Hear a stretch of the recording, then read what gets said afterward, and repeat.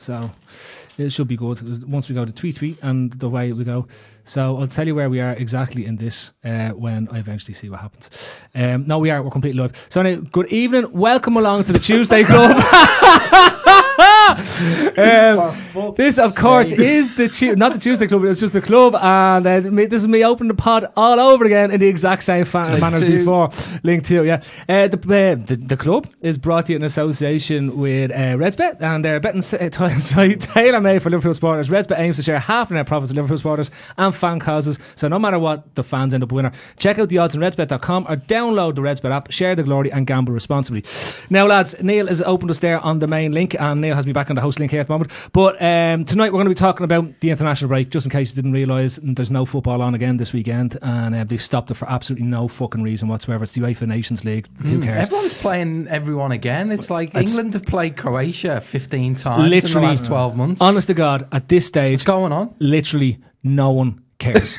No one cares. Andy, everybody's bored of international breaks. Everybody. Who's the driving force behind international football?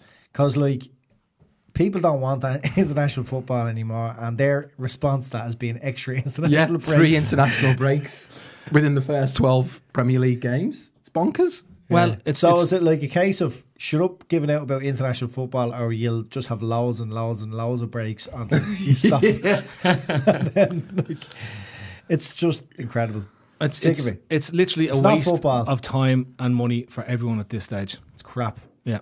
It's like, Paddy, when you wake up in the morning, do you think to yourself, thank God Ireland are playing Northern Ireland on Thursday and I can get tickets for, I think it's €12 or something like that. I think I'd actually have to be paid to go in and watch that. Do you reckon? Honest. Yeah, 15 quid a half an hour. That's basically me right for that. Is it, yeah? I'll walk in. 15. But they're actually making you pay to go to this game. I'd rather shine me hand and clap.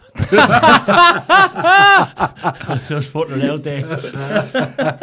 That's fair enough. But anyway, Ray, you were saying there, England are playing everyone they played again. Yeah, playing Croatia again. I mean, how many times can you play the one? It is irritable bowel syndrome, isn't it? It's basically just irritable bowel syndrome. You can't get rid of it. Just give England another fucking World Cup just to get it over, because they're just going to keep talking about the one they've won fucking years ago. Just give them another one. Listen, lads, we don't bother with any Will that be the end of international football forever then? A will of fucking Sky Sports have had to do it. Yeah, well, we won a good look. It doesn't exist anymore. It's absolutely pointless, isn't it? It's madness. Phil, how did you only get tanned on your scalp part underneath the just top here? Yeah. It's like a fucking vampire. I started peeling there. I had to moisturise before I came out. I use cucumber moisturiser because it's most refreshing for the skin. It is. And sometimes you have to use night cream as well, night rescue cream, just to make sure that you're not too glossy the next morning. Oil of Violette or Oil of Violette? No. I don't know which one is which. There's various different things. There's expensive ones as well. But on a different note altogether. Football, lads. I've one question for you, and it's a serious question. There seems to be only one. Like every time this comes up, the newspapers go looking for a story, and the FA charging Daniel Sturridge on some betting charge. Now, we don't know exactly what it was. They're sort of alluding to the fact that it might be to do with his transfer on loan to West Brom. What club does he go to type thing, was it? Yeah. So in because it was specifically January they've mentioned it, isn't it? Recording in a car or something like that, isn't it? Yeah, that supposedly this is what happened, and this is what they're sort of doing him for. Okay. So he didn't bet himself to score a goal, because that's not going to fucking happen. Maybe he bet himself not to score when he was at West Brom. But all joking aside, he could have done a bet where he would do 0 sprints. Do you reckon? Can you do those have bets? A fucking accumulator up or something. He hasn't sprinted in years, that fucker. That's what I mean, yeah. That's a moved. But come here to me, like, all joking aside, if it's another player at a different club, let's say City or something, right? We'd be breaking our shite laughing. We'd be saying it should be terrible and he should be banned for life and all this type of stuff. But ultimately, we would, yeah. We would, yeah. Wouldn't care. Still wouldn't care. We would. We'd be going for the hype. Yeah, if I get caught, definitely going for the hype angle. What's the likelihood now he's just going to get a fine? Is that? No, he actually has to go and play for West Brom now. That's he doesn't have a fucking choice. The punishment is it's not a loan; it's a permanent transfer to West Brom. That's a pure permanent transfer to West Brom. The FA are thinking, what's the most suitable punishment? Well, it's just unfortunate because he's been playing well for us in the games that he's come in for. and it looks like he's found a renaissance and a way to play for Liverpool going forward for next. They were even talking about seeing a renewal of his deal for another 2 seasons or something like that. So hopefully, from a personal point of view, I'd love to see this thing just sort of move away. If he gets a fine for doing it or whatever, it doesn't seem like he was betting on matches. I think there's a difference between betting on matches and potentially letting somebody know who's going to have to place a bet on where the player's going to play. Well, it could be the way the evidence comes out. Could be a video recording, or it could be something silly. Do you know what I mean? It depends on what evidence comes out. How fucking guilty he is. If it's word of mouth, or his fucking second cousin's dog walker went in and put fucking 50 grand on him to move. What do you reckon if it was a Twitter ITK? Hey Grizz, just in case you're watching. Isn't that right, Grizz? Nothing ever happens. Nothing ever happens. Nothing ever happens anything. No? Like Man City with all that FFP stuff, nothing's going to happen. Nothing ever happens to anything. I know, They're just big stories in the paper, and then nothing ever happens. We'll find a billionaire more money. Oh, that sound. I'll just take money out under the bed and give it to you. Yeah, there you go. Fucking billion pound under the mattress. At the end of the day, he's not like he's a sort of a bit part in the squad. He's not, whatever happens, it's not going to have a massive impact on Liverpool and the season, how it's going to play out. It's a bit of a distraction. I was a bit surprised, you watch the news of an evening and all of the bad things that are going on in the world, and then sort of, in the same news, there's the clip about Daniel Sturridge sort of thing, and it's like, come on, get a grip. Like, is it really, is it really that bad that it needs to make news headlines in that way? Do you know what I mean? Like, it's just, it's give him the fine, whatever, slap of the wrist, and make move it go on. away. Do you know what I mean? Make it go away. That's exactly what's going to happen. Nothing. Now, we're not saying that anyone should give anybody money now under the table, but maybe go away. Maybe just to give him a tip.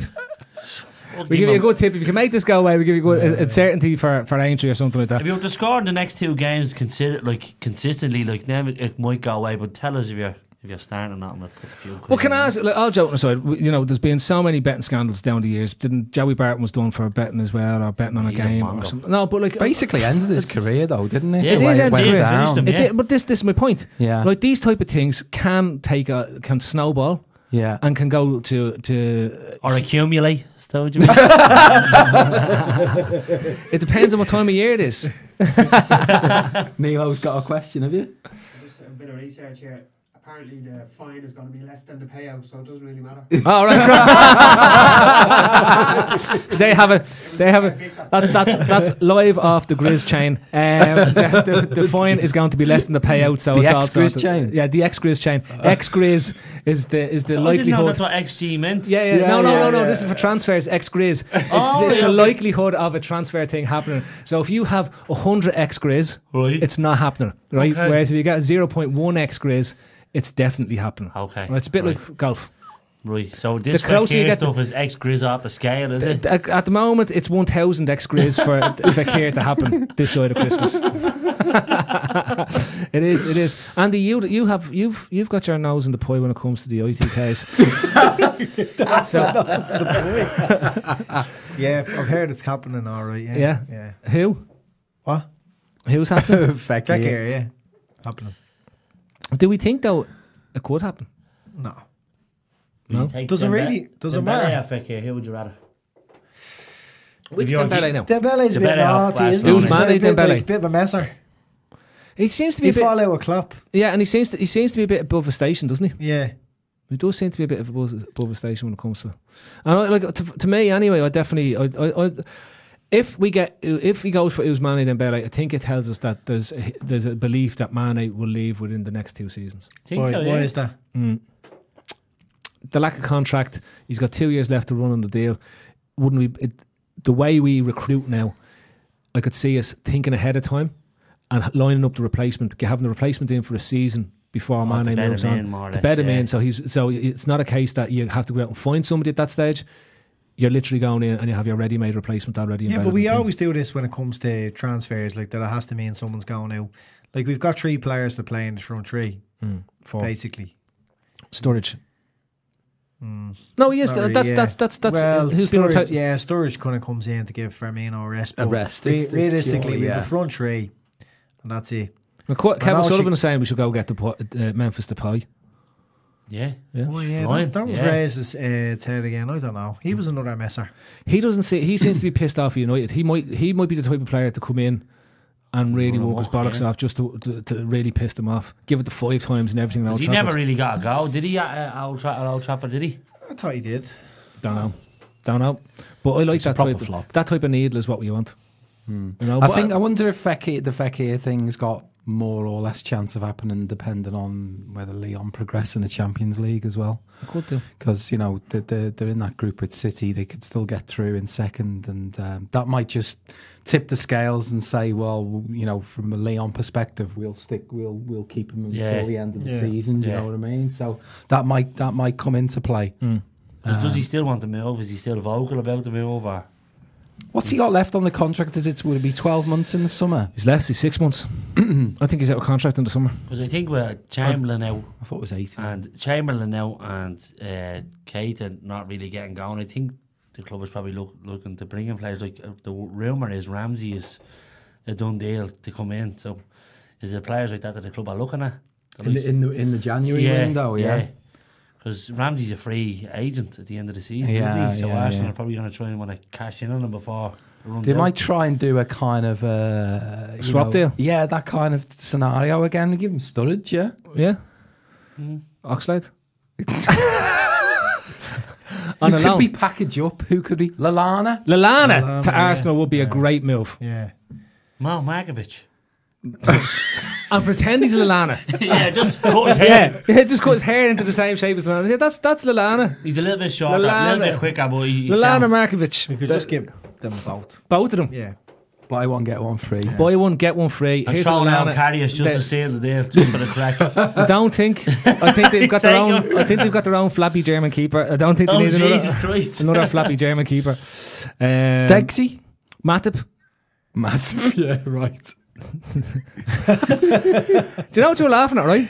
2 years ago, we were all sitting here saying, Matip looks like a class actor. Isn't he looks like an amazing free. He looks like a proper defender. Sacco. No, I'm just saying. We weren't. We were. I'm telling you, going back, even Alan Hansen was talking about how class of a defender Matip looked like coming in. He's the classiest defender they'd seen since Alan Hussein. Alan Agger. Danny's brother. See, no one seen the fucking fragile sticker on fucking Matip's leg when he came to the club. No one's seen it. Fella's made of glass. I'd say he cries after sex. To be fair, he did have a decent start to his Liverpool career. It wasn't bad, It's one of those scenarios where if you slot in at a time where bad defenders have been playing, then it's like, oh, this is an improvement. You know what I mean? There's a great shout from IPTV for Ireland, whoever that is. Origi. Package Origi off to Arsenal. Did you see how bad he looked when he came? What was that? Hang on, when he came on for those last few minutes. That might actually be a good move because Welbeck has just smashed up his ankle. Oh yeah. And they're a striker right now. Nasty one, yeah. Yeah, and it looked a proper nasty one. Yeah. The only problem with Origi I'd rather send Origi there and loan till the end of the thing, because the last thing you want is him coming back to bite us, because we do know he's a streaky striker. He will not bite us. Based on what we saw in Red Star for those 15 minutes. Ray, I'm just saying, well, it mightn't look right for 15 minutes. He's the type of player, we got to run of games. We saw it under Klopp, run of games and confidence from the manager. He is capable of scoring goals. Take me chances. No. No, no, Bill. None of that's realistic. Moreno. No, he's going to Barca, isn't he? He is. That's the maddest thing ever. The team that can't defend at the moment, they're getting beaten by Betis 103 and everything like this. So. Moreno and Mega are going to Barcelona, yeah. It's mad, isn't it, football? Yeah. When you think about it. It is. Football's just mad, isn't it? Yeah. That's why they brought out international football, because it wasn't mad enough. They had to bring out international football, which didn't even matter. So... I know, it's desperate. I think we're going to sign, like, Klopp clearly went after Fekir in a big way and it fell through. So if he doesn't sign Fekir, he's going for someone else. You know, and I don't think someone has to exit. Would you take Ramsey if he was coming? Yeah, what I don't like about Ramsey is he's so injury prone. Yeah, he's injury prone. There's nothing more annoying than having these players in the squad who, like, Ramsey's a big name. If he's fit, he's going to expect to play. So then, when he's fit, we have this issue in the fan base or issue around like him having to play. because I of get his you. name. Yeah. So no, It almost muddy the waters at the moment. We've got so many permutations in that midfield, and we don't seem to be able to hit on the right formula at the moment. Is, yeah. You know, like on at the weekend playing the two number sixes and all that. I want to stop because we will be talking about this in the main pod, which will be later on. So we'll come on to that. What I did want to get in, because it was just mentioned around Barcelona, I think it's a nice way to segue into it. Liverpool have signed a new physio who accompanies all the Manchester City players to Barcelona for magic drugs. I mean, recuperation, special recuperation with some doctor over there, Fuentes. But a question for you lads, right? This fella seems to come highly rated. They've wanted to get him in for a while. Is it good that we've decided not to even just grass on City about the drugs and get our own mad fella in to solve all the injury problems? Because there is rumours that Oxlade's back for the week after next. With this new fella in. The bionic leg. Yeah. He's they're after sending him off to the De Bruyne treatment centre. That was his interview. That was his interview. It's like that modern way of recruiting now, where you take someone in for the day and you give them a little trial for free. Is it? And he just fixed Chamberlain. He just fixed his knee. 2 weeks ago, Klopp said it'd be nice to see Chamberlain by the end of the season. Your man walks in, 2 weeks, sound. What? Yeah. He's good to go. Done. So, I mean, we're putting a decent back room together now with the throw-in fella. And the throw-in fella. I mean, look at the impact that's had on our game.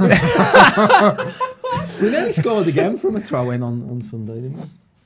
But the throw-in fella, and now we decided that we couldn't beat City without the drugs, so we have to go and rob their physio. Can't beat them, join them. Well, I'm not intimating anything, but it's if they are able to magically heal players in weeks. Remember Sané had his leg chopped off and he grew a leg back before Christmas and was back in 2 weeks. De Bruyne back out though now, is he? Yeah. For how long? His bionic leg fell off. It didn't fit back in that treatment centre. They had to go and change his He looked hydraulics. pretty bollocks when he came off. They had to change the hydraulics in the bionic leg. 6 or 8 weeks. Is he? Yeah. He's picking up a massive amount of injuries now, isn't he? In all fairness to him. The only thing I know is I actually watched just as you say about Man City, I actually watched the United City game on Sunday, and I could not believe how fit the City team were after 85 minutes, still absolutely flying around the pitch. And United looked fucking. United looked bollocks. I don't know if I'm chasing the ball for 85 minutes. It is a chasing the ball thing. Like the amount of work that United had to put in to try and get the ball back, to try and defend their goal. Like in City now, every game they're just taking the piss out of teams. Just mauling teams, Like it was ridiculous. I don't know what we're going to do. You'll be outside throwing stones with a mosquito bell. We're going to have to start thinking outside the box. Yeah, definitely. And that even like roughing up the coach isn't going to do any particular damage this season, is it? What can we do? I don't know. It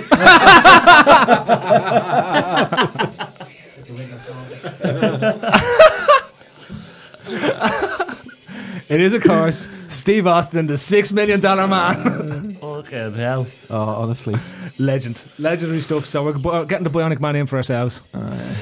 We might need one at this rate because nothing seems to be making any dent on them. On a serious note, though, I think it's a good sign for the club that we were able to go and headhunt their head physio and bring him into our club. It clearly shows that he sees it as a growth opportunity and an opportunity to step up and do something with us as a football club. It was like when your man, Dr. Peter Headman, remember the fellow that Brendan Rodgers brought in 13-14 and we almost won the league? Oh, the head doctor, the head shrink. To get us over the mentality issues of not being able to beat teams and carry the stress and carry the weight of the jersey. Genius, Rodgers, wasn't he? Yeah, I know. Yeah. Well, it almost worked if it hadn't been for that slip. But at the same time, I think it shows where this club has come from over the last 2 to 3 years. That we can now take important staff. At the weekend, Arsenal dropped unexpected points, and who else? United dropped points. Chelsea dropped points. And in previous years, we'd have been buzzing over that. That would have been a big deal. Top 4 aspirations. Teams around us have dropped points, but it kind of just happened, and we've changed. Everything's changed so quickly. We didn't celebrate it, which is small club mentality. So we're now 2 points behind City. And we still haven't clicked. We still haven't clicked as such. Despite all their carry on.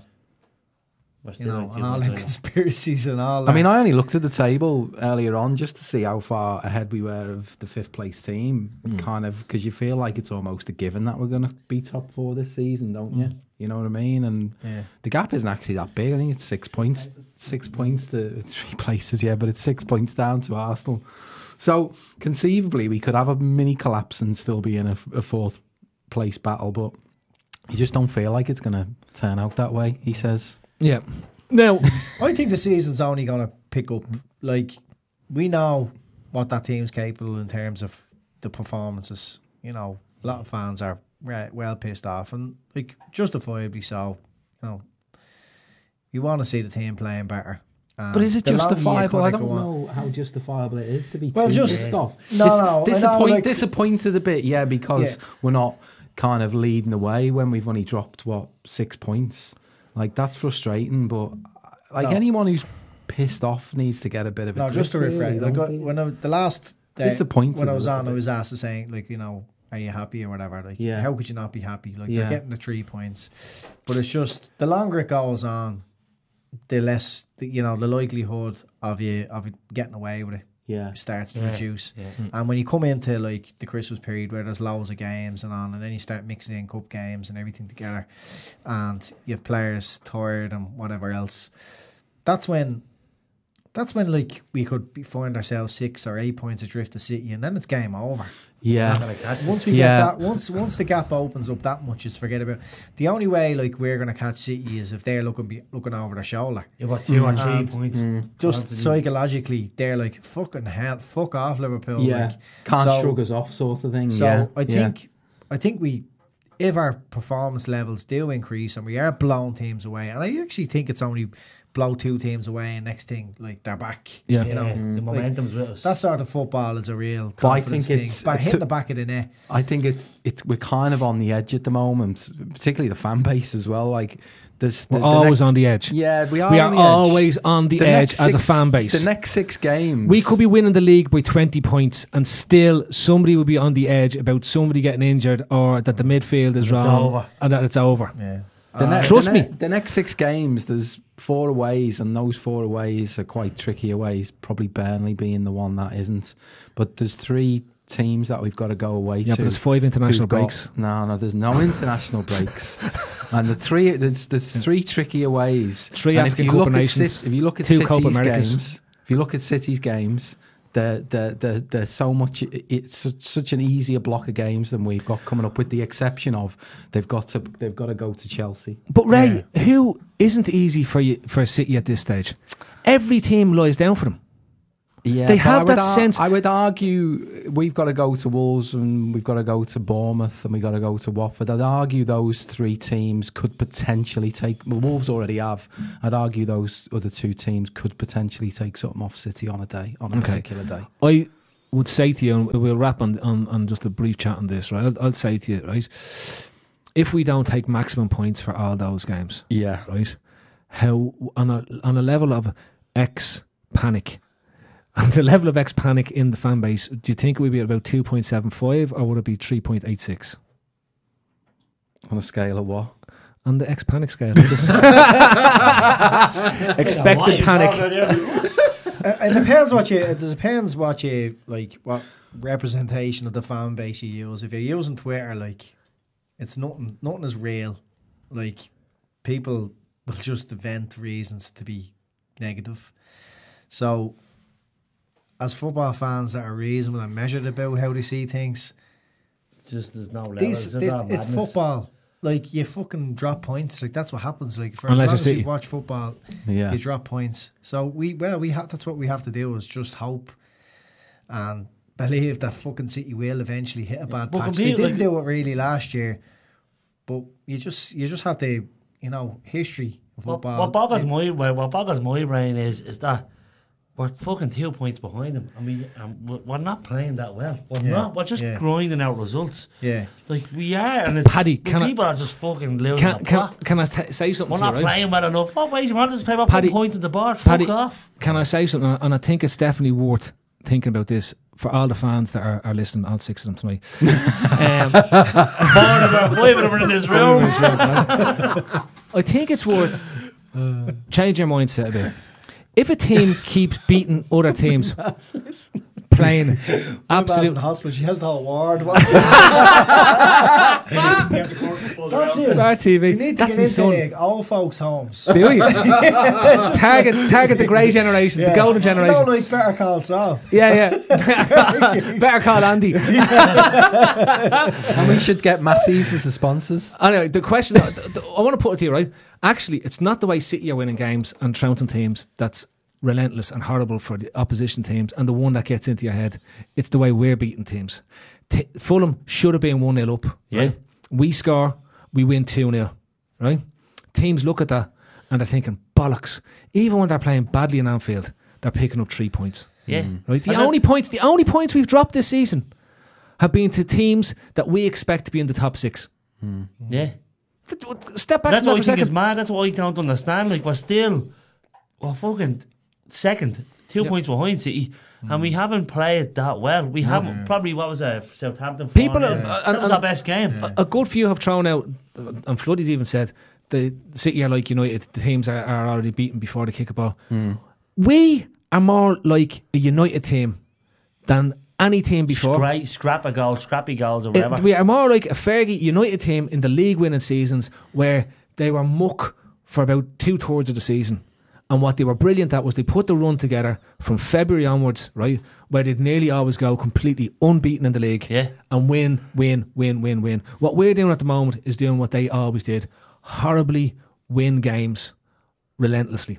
And that's all we keep doing. Yeah, but we may well be as good as the Man United of the 97, 98, the early 2000s, because they won leagues with 90 points. Yeah. Like, we look like we're going to have a 90-point season as it stands, like a third of the way through the season.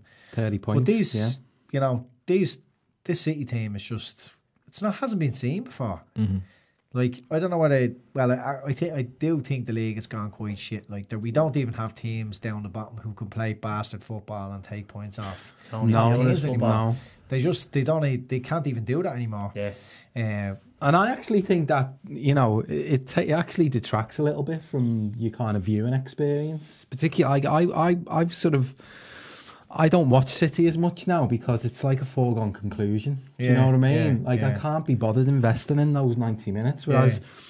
Whereas years ago, you would always watch the top teams because you would think, well, West Brom might take a couple of points from them, or Stoke might take a couple of points from them, but it just doesn't seem to be plausible anymore outside of a handful of games. I was the same with Chelsea, though. I think back when United and Arsenal were competing, I used to watch them all the time. Yeah, and I'd be grudging them of it, but I enjoy it. Watching the football. Yeah, but I could never take to what Chelsea became, and it's the same with City. Like, it's just fucking sad reality, really. Like, they haven't really got there by a legitimate force. Like, so that's my gripe anyway. Well, I think, lads, we need to step back, just relax. We're steamrolling by not playing well. We're basically like that steamrolling scene in Austin Powers where the thing is coming towards him for like 10 minutes. Now. Yeah, like, What we have become is, particularly at home, is the team that we've always wanted to be. As in, we just take care of the shit teams. Do the job, yeah. Do the job. That's it. All right, slap me on there, Neil, onto the house screen. Anyway, that is the Periscope feed on this wonderful, wonderful international break syndrome, also known as irritable break syndrome, also known as irritable international break syndrome. We are off now to record the audio pod where Neil Gray will be joining us. He's been on production duties tonight as well. This has been the club. That has been Red's Bet. And remember, do bet, but do bet responsibly. And if you're a Premier League footballer that plays for Liverpool, don't gamble. And don't bet at all. Please don't do anything. Particularly anyone in that front three. Please don't be doing anything like that. We need you too much this season. And Virgil, don't be thinking I'll have a sliffy, I'll have a sly one. Or Alison, we don't need that either. That's all we need to go. Who will we allow quickly? To have a bet? Yeah. Lallana. Just before he goes to Arsenal. He beat him with Merkovich, won it, yeah? You go bet. Lallana can have an account. I can go wherever he wants. Right, that's been your show. The pod will be out